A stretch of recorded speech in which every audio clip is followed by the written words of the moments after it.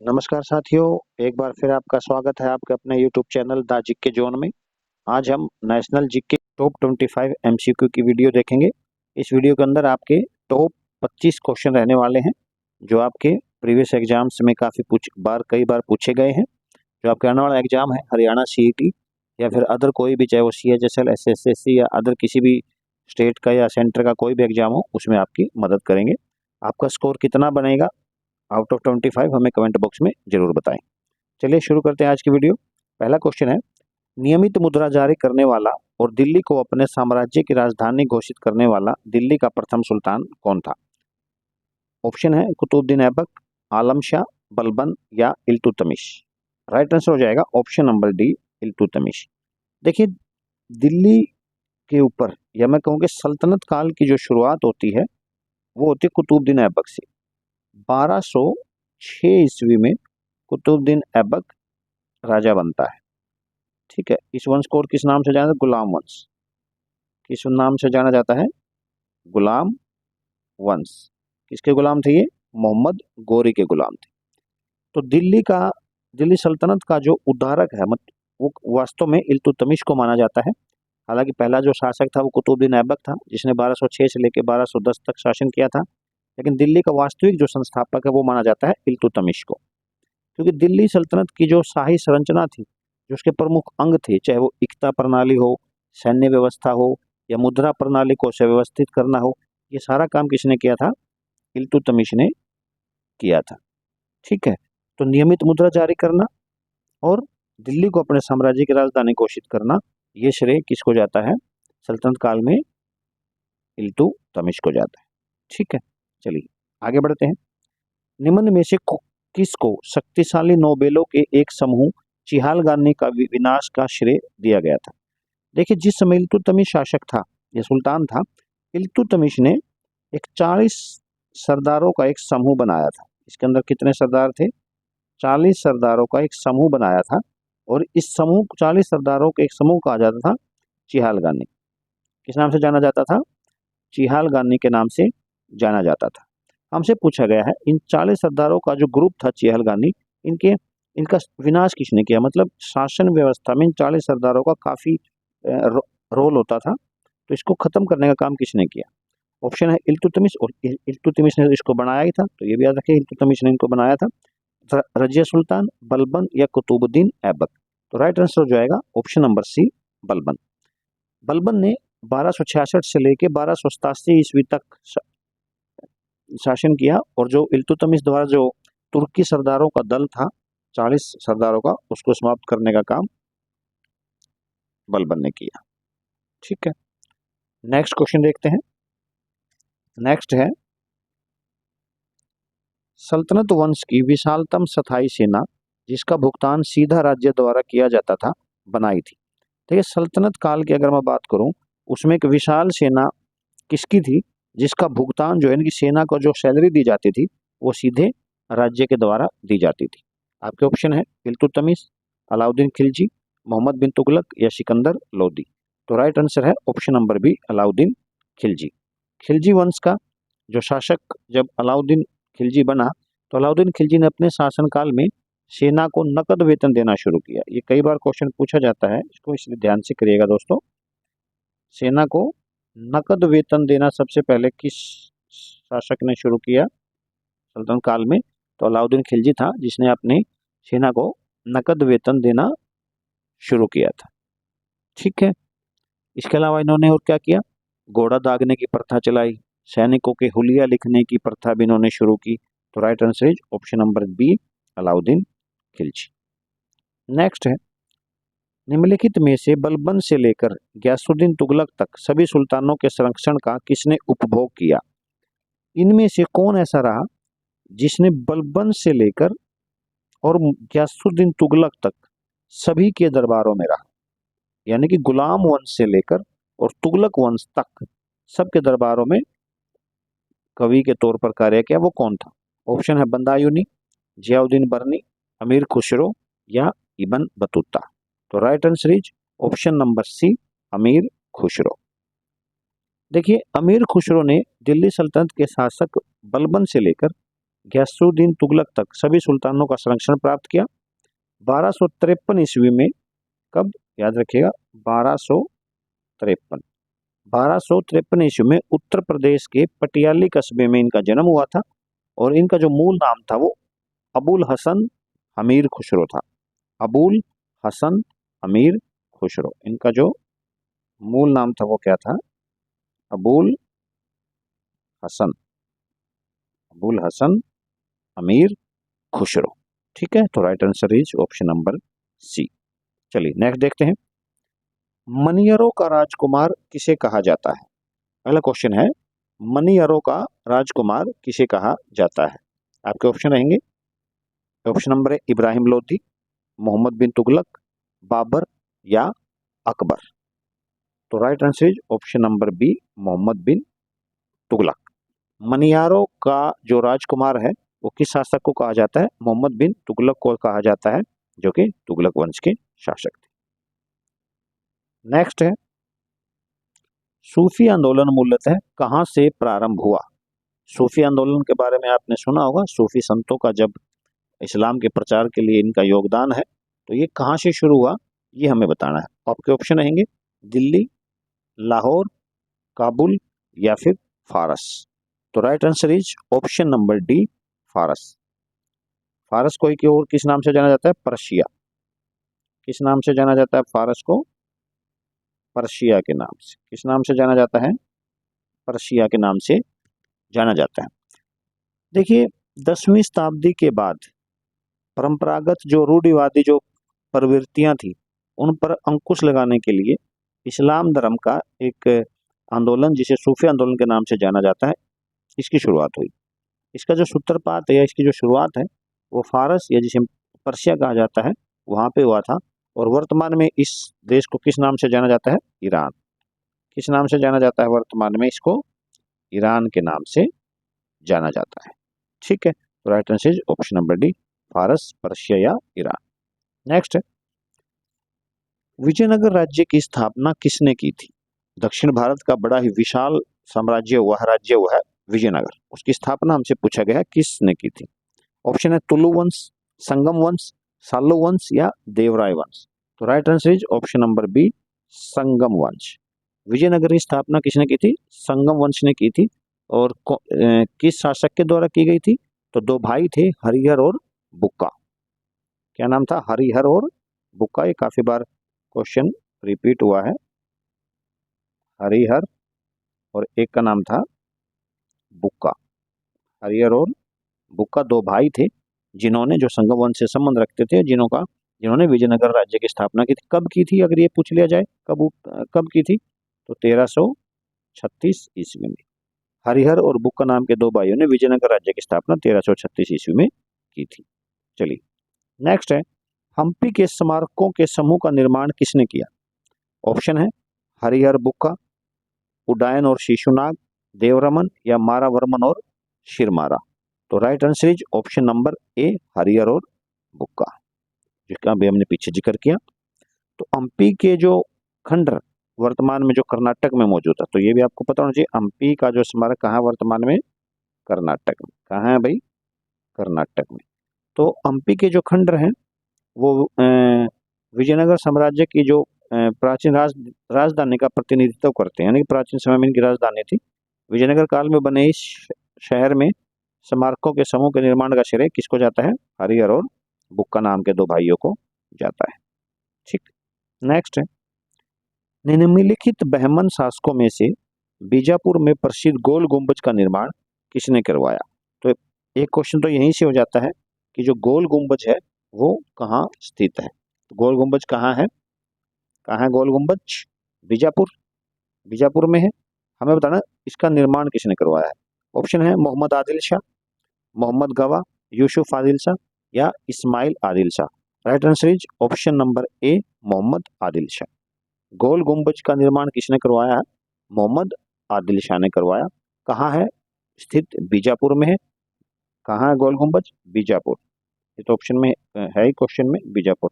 और वर्तमान में बीजापुर कहाँ है? तो कर्नाटक। वर्तमान में बीजापुर कहाँ है? कर्नाटक में है। और इसका निर्माण किसके द्वारा करवाया गया था? एक बहमन शासक था, इसका नाम था मोहम्मद आदिल शाह, उसके द्वारा इसका निर्माण जो है वो करवाया गया था। चलिए नेक्स्ट है, बाबर ने तुजुक ए बाबरी नामक अपने संस्मरण किस भाषा में लिखे? आप सबको पता होगा बाबर ने अपनी जीवनी लिखी थी, आत्मकथा लिखी थी, जिसका नाम था तुजुक ए बाबरी। क्या नाम था? तुजुक ए बाबरी। हमें बताना है कि वो किस भाषा में लिखी गई थी। ऑप्शन है मंगोल, फारसी, तुर्की या अरबी। तो right answer is option number C, तुर्की। देखिए बाबर ने जो तुजुक ए बाबरी लिखी थी, जिसे बाबरनामा के नाम से भी जाना जाता है, ये तुर्की भाषा में इन्होंने लिखी थी। जो इसका जो खुद का जो संस्मरण था वो किस भाषा में लिखा गया था? तुर्की भाषा में लिखा गया था। हालांकि तुर्की जो भाषा थी उस समय मुगल दरबार की राजभाषा नहीं थी, ठीक है। जबकि मुगल दरबार की राजभाषा उस समय कौन सी थी? फारसी। मुगल दरबार की जो राजभाषा कौन सी थी? फारसी। लेकिन बाबर ने अपना जो तुजुक ए बाबरी लिखी वो किस उसमें लिखी? तो तुर्की भाषा में लिखी। चलिए आगे बढ़ते हैं। रामायण का अनुवाद फारसी में किसने किया था? कई बार रिपीट हुआ है क्वेश्चन, बहुत बार आपके एग्जाम में आपने देखा होगा। रामायण का अनुवाद फारसी में किसने किया? ऑप्शन है अबुल फजल, बंदायूनी, अब्दुल लतीफ या ईश्वर दास। तो right answer is option number B, Badayuni. देखिए बंदायूनी ने रामायण का जो अनुवाद है वो फारसी भाषा में किया था। बंदायूनी, और कब किया था? तो 1589, 1589। फारसी किस राज्य की राजभाषा थी? तो मुगलों की जो राजभाषा थी वो कौन सी थी? फारसी थी। और बंदायूनी जो अकबर के महत्वपूर्ण दरबारी थे, किसके दरबार में था बंदायूनी? अकबर। किसके दरबार में था? अकबर के दरबार में था। और इन्होंने ही रामायण का अनुवाद फारसी भाषा में किया था। ओके, चलिए आगे बढ़ते हैं। नेक्स्ट है, सूचना का अधिकार अधिनियम किस वर्ष पारित हुआ था? जो सूचना का अधिकार अधिनियम था वो किस वर्ष पारित किया गया था? आपके ऑप्शन है 2001, 2005, 2004 या 2009। तो right answer is option number B, 2005। देखिए सूचना का जो अधिकार अधिनियम है वो 23 दिसंबर 2004 को संसद में प्रस्तुत किया गया था, और 11 मई 2005 को लोकसभा में और 12 मई 2005 को राज्यसभा में इसे स्वीकृति मिल गई थी। तो राइट आंसर इज 2005। नेक्स्ट है, भारत की मुख्य भूमि का अक्षांश खालिस्तान के बीच में फैला हुआ है। ऑप्शन इज 8 डिग्री 4 मिनट से लेकर उत्तर से लेकर 37 डिग्री 6 मिनट उत्तर, 8 डिग्री 4 मिनट उत्तर पश्चिम से लेकर 37 डिग्री 6 मिनट पश्चिम, 8 डिग्री 4 मिनट पूर्व से लेकर 37 डिग्री 6 मिनट पूर्व, या 8 डिग्री 4 मिनट दक्षिण से लेकर 37 डिग्री 6 मिनट दक्षिण।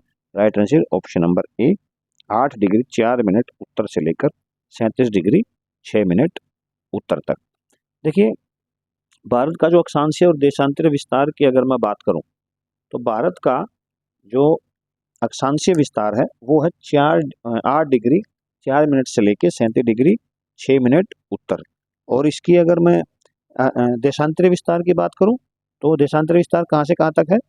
68 डिग्री 7 मिनट से लेके 97 डिग्री 25 मिनट। कौन सा? पूर्वी देशांतर। कौन सा देशांतर? पूर्वी देशांतर। ठीक है, चलिए आगे बढ़ते हैं। पूर्वी तटीय मैदान का एक अन्य नाम है। देखिए जो हमारे तटीय मैदान है, तटों के पास के जो मैदान है उनमें से जो पूर्वी साइड का जो मैदान, जिसे पूर्वी तटीय मैदान कहा जाता है, उसका एक अन्य नाम भी है, वो हमें बताना उसका आंसर क्या है। क्या है उसका अन्य नाम? ऑप्शन है कोंकण, गुजरात, कोरोमंडलीय या फिर Malabar. Right answer is option number C, कोरोमंडलीय तटीय मैदान। पूर्वी जो हमारा तटीय मैदान है उसका दूसरा नाम क्या है? कोरोमंडल तटीय मैदान। ठीक है, चलिए कहाँ कहाँ फैला हुआ है कोरोमंडल? कोंकण, गुजरात, ठीक, कोंकण और गुजरात मैदान। ठीक, चलिए आगे बढ़ते हैं। भारतीय मानक समय किस रेखांश पर अपनाया जाता है? देखिए हमारा जो समय है इंडिया का, मैं बताना वो किस रेखा के अनुसार चलता है। पहली बात तो आप हमेशा याद है जो भी टाइम चलता है वो कौन सी रेखाओं के अनुसार चलता है? तो देशांतर। तो ये याद रखिएगा, कौन सी रेखाओं के अनुसार चलता है टाइम? देशांतर रेखाओं के अनुसार चलता है। चलिए भारत ने किस देशांतर रेखा को भारत की मानक समय रेखा माना है, ये हमने बताना है। ऑप्शन है 75.5 डिग्री पूर्वी रेखांश, 82.5 डिग्री पूर्वी रेखांश, 90.5 डिग्री पूर्वी रेखांश या 0 डिग्री रेखांश? Right answer is option number B, 82.5 पूर्वी देशांतर। 82.5 डिग्री की जो पूर्वी देशांतर रेखा है वो भारत की कौन सी रेखा है? मानक समय रेखा है। यह ग्रीनविच समय से 5 घंटे 30 मिनट आगे है, यानी जो भारत का जो टाइम है वो ग्रीनविच की रेखा से कितना आगे है? 5.5 घंटे आगे। चलिए नेक्स्ट है, भारतीय उपमहाद्वीप मूलतः एक अंग था। देखिए प्राचीन समय में भारतीय महाद्वीप जो हो, इनमें से किस जमीन का टुकड़ा था, किस जमीन का भाग था? ऑप्शन है जुरासिक लैंड का, अंगारा लैंड का, आर्यावर्त का या गोंडवाना लैंड का? Option number D is the right answer. Bharat जो है वो किस, या भारतीय जो उपमहाद्वीप हो किसका एक अंग था? तो गोंडवाना लैंड का अंग था। भारतीय उपमहाद्वीप जो गोंडवाना लैंड का भाग था। और कौन कौन से साथ में? ऑस्ट्रेलिया, अफ्रीका, दक्षिण अमेरिका, मेडागास्कर, ये भी जो है सारे के सारे देश इसी के भाग थे। ठीक है, जो बाद में पेंजिया नाम का एक भूखंड होता था, आपने पढ़ा होगा ज्योग्राफी में। आज जितने महाद्वीप हैं वो महाद्वीप पहले जहाँ आज है ऐसे ही नहीं थे, ये आपस में जुड़े हुए थे। और उस जमीन के बहुत बड़े टुकड़े को किस नाम से जाना जाता था? पेंजिया के नाम से जाना जाता था। बाद में उसका विभाजन हुआ, एक अंगारा लैंड थी ऊपर, नीचे गोंडवाना लैंड थी, तो भारत किस का था? गोंडवाना लैंड का भाग था। चलिए ऐसे बहुत डिटेल में हो जाएगी, अगर पूरी डिटेल में बताऊंगा तो। चलिए आगे बढ़ते हैं। निम्नलिखित में से कौन से देश पाक स्टेट से जुड़े हुए हैं? पाक स्टेट या पाक जल संधि से कौन से जो देश है वो जुड़े हुए हैं? ऑप्शन रहेंगे भारत और श्रीलंका, उत्तर कोरिया दक्षिण कोरिया, पाकिस्तान चीन, या भारत और पाकिस्तान? तो right answer is option number ए, भारत और श्रीलंका। देखिए जो पाक स्टेट है वो भारत और श्रीलंका को अलग करती है। भारत का राज्य है तमिलनाडु, और श्रीलंका एक जो कि द्वीपीय देश है उसको अलग करने का काम करती है। बंगाल की खाड़ी को पाक खाड़ी या दक्षिण पश्चिम में मन्नार की खाड़ी से ये जोड़ने का काम करता है। ठीक, चलिए आगे बढ़ते हैं।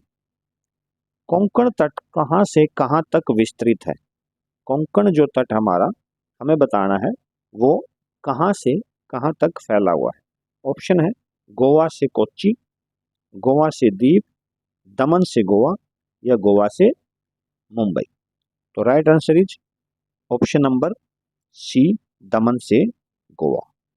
कोंकण तट जो है वो दमन से लेकर गोवा तक फैला हुआ है। भारत के पश्चिमी तट का ये एक पर्वतीय अनुभाग है। कोंकण जो है वो महाराष्ट्र और गोवा के तटीय जिले इसके अंदर आते हैं, और कोंकण तट की जो सीमा है वो दमन से गोवा तक है। तो महाराष्ट्र और किसके जिले आते हैं? गोवा के। ठीक है, महाराष्ट्र और गोवा के अंदर ये मुख्य रूप से फैला हुआ है। तो कोंकण तट मुख्य रूप से किस स्टेट में फैला हुआ है? महाराष्ट्र और गोवा। ओके, चलिए नेक्स्ट देखते हैं अगला क्वेश्चन। झीलों के अध्ययन को क्या कहा जाता है? कई बार रिपीट हुआ भाई, क्वेश्चन इंपॉर्टेंट है। झीलों के अध्ययन को क्या कहा जाता है? ऑप्शन है लिम्नोलॉजी, पोटोमोलॉजी, टोपोलॉजी, और हाइड्रोलॉजी? तो right answer is option number A, limnology. झीलों का अध्ययन किस नाम से जाना जाता है? लिम्नोलॉजी के नाम से जाना जाता है। लिम्नोलॉजी को सरोविज्ञान भी कहा जाता है। सरोविज्ञान, हिंदी में इसको क्या बोलते हैं? सरो विज्ञान। किस नाम से जाना जाता है? सरोविज्ञान के नाम से जाना जाता है। सरोविज्ञान के अंदर ये मान के चलिए आपके झीलें हैं, तालाब हैं, नदियां हैं, या कोई भी आर्द्र जो भूमि है उनका अध्ययन किया जाता है। ओके, चलिए नेक्स्ट है, जोजिला दर्रा जोड़ता है। भारत में बहुत सारे दर्रे पाए जाते हैं, उनमें से एक जोजिला दर्रा है। हमें बताना जोजिला दर्रा किसको किससे जोड़ने का काम करता है? ऑप्शन है श्रीनगर को लेह से, अरुणाचल प्रदेश को तिब्बत से, चंबा को स्पीति से, या कालिम्पोंग को ल्हासा से? Right answer is option number ए, श्रीनगर को लेह से जोड़ने का काम जो करता है वो जोजिला दर्रा करता है। अच्छा ये कहाँ है? तो JNK। कहाँ है भैया? JNK में, जम्मू एंड कश्मीर में। आपको पता होगा 31 अक्टूबर 2019 से जो लेह है वो केंद्र शासित प्रदेश लद्दाख का एक भाग है। ठीक है, चलिए नेक्स्ट है, पाल घाट निम्नलिखित में से किन राज्यों को जोड़ता है? थाल घाट, पाल घाट, भोर घाट, नाम सुना होगा आप लोगों ने। हमें बताना पाल घाट किन किन राज्यों को जोड़ता है। ऑप्शन है सिक्किम और पश्चिम बंगाल, महाराष्ट्र और गुजरात, केरल और तमिलनाडु, अरुणाचल प्रदेश और सिक्किम?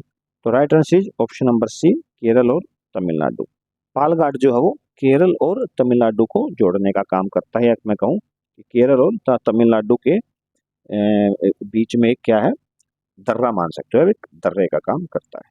चलिए अगला है, किस हिमालय की चोटी को सागर माथा भी कहा जाता है? ऑप्शन इज नंगा पर्वत को, धौलागिरी को, माउंट एवरेस्ट को या फिर कंचनजंगा को। तो right answer is option number C, Mount Everest. Mount Everest को और किस नाम से जानते हैं? सागर माथा के नाम से जानते हैं। और सागर माथा इसे कहाँ कहा जाता है, ये भी कई बार क्वेश्चन पूछा गया है, तो नेपाल में। माउंट एवरेस्ट को नेपाल में किस नाम से जाना जाता है? माउंट एवरेस्ट को नेपाल में किस नाम से जाना जाता है? सागर माथा के नाम से जाना जाता है। आप जानते हो माउंट एवरेस्ट के बारे में, दुनिया की सबसे ऊंची चोटी है, 8848 जो इसकी वो मीटर की ऊंचाई है, दुनिया की सबसे ऊंची चोटी। चलिए नेक्स्ट है, भारत में सबसे ऊंची चोटी कौन सी है? ऑप्शन है कामेट, नंदाकोट, नंदा देवी या केटू यानी कि गोडविन आस्टिन। तो मैं भारत की बात करूं तो सबसे ऊंची चोटी जो हमारी है वो है इस ऑप्शन के अकॉर्डिंग ऑप्शन नंबर डी, केटू या गोडविन आस्टिन। देखिए गोडविन आस्टिन है जिसकी ऊंचाई लगभग 8611 मीटर की है। गोडविन आस्टिन की ऊंचाई कितनी है? 8611 मीटर। गोडविन आस्टिन की ऊंचाई 8611 मीटर है, ठीक है। लेकिन जो केटू है हमारी, ये पीओके के अंदर है भाई, पीओके के अंदर पड़ती है। हालांकि हम इसको अपना हिस्सा ही मानते हैं, इसलिए हम बात को चोटी गोडविन आस्टिन को मानते हैं। अगर ऑप्शन में गोडविन आस्टिन नहीं है तो फिर आप कंचनजंगा के साथ जा सकते हैं। चलिए नेक्स्ट है, निम्नलिखित में से कौन सा एक मोड़दार पर्वत का एक उदाहरण नहीं है? मोड़दार पर्वत, ऑप्शन है हिमालय, रॉकी, अरावली या एंडीज। हमें बताना इनमें से मोड़दार पर्वत कौन सा नहीं है। तो ऑप्शन नंबर सी, अरावली नहीं है भाई। कौन सा नहीं है? अरावली नहीं है। मोड़दार पर्वत कौन सा नहीं है? अरावली नहीं है। तो right answer is option number C. देखिए हिमालय, रॉकी और जो एंडीज है, ये तीनों ही मोड़दार पर्वत है। लेकिन जो हिमालय है वो कौन सा पर्वत है? अवशिष्ट पर्वत है। कौन सा पर्वत है? अवशिष्ट, अवशिष्ट पर्वत है। अवशिष्ट पर्वत का मतलब कि अभी अपनी मरणावस्था में है, घर्षण के द्वारा काफी इसका जो नुकसान है वो हुआ है। अभी इसके ठूंठ बच चुके हैं, मेन जो पर्वत था वो नष्ट हो चुका है, ठीक है। चलिए अगला है, नेक्स्ट और लास्ट क्वेश्चन आज की वीडियो का, सतलुज तथा काली नदियों के बीच स्थित हिमालय के भाग को खालिस्तान के नाम से जाना जाता है। ऑप्शन है पंजाब हिमालय, नेपाल हिमालय, कुमाऊं हिमालय या फिर असम हिमालय। तो right answer is option number C, Kumaon Himalaya. देखिए हिमालय को कई भागों में डिवाइड किया गया है। सतलुज नदी और काली नदी, इनके बीच का जो हिमालय है इसे जाना जाता है कुमाऊं हिमालय के नाम से। तो यहाँ हमारा ऑप्शन नंबर सी जो है वो सही हो जाएगा। सतलुज और काली नदियों के बीच का जो भाग है कुमाऊं हिमालय है, उत्तराखंड क्षेत्र में ये है विस्तृत है। इसके अंदर नंदा देवी, बद्रीनाथ, केदारनाथ, त्रिशूल, ये कुछ प्रमुख चोटियां प्रमुख कुमाऊं हिमालय की जो है वो प्रमुख चोटियां हैं। कौन कौन सी हैं? नंदा देवी, मुख्य रूप से याद रखिएगा, नंदा देवी हो गई। और इसके अलावा बद्रीनाथ हो गया, बद्रीनाथ ये भी किस भाग में पड़ता है? कुमाऊं हिमालय में, बद्रीनाथ, ठीक है। और इसके अलावा केदारनाथ है, त्रिशूल है, ठीक है। तो चलिए दोस्तों, ये थी आज की हमारी टॉप 25 एमसीक्यू की वीडियो। उम्मीद है आप लोगों को पसंद आएगी। आपका जो भी स्कोर हो हमें कमेंट बॉक्स में ज़रूर बताइए। और हाँ, चैनल को सब्सक्राइब जरूर करें दोस्तों, ताकि हमें भी मोटिवेशन मिले। चैनल को सब्सक्राइब और वीडियो को लाइक जरूर करें। चलिए आज के लिए इतना ही, मिलते हैं बहुत जल्द एक और नई वीडियो में। तब तक के लिए नमस्कार।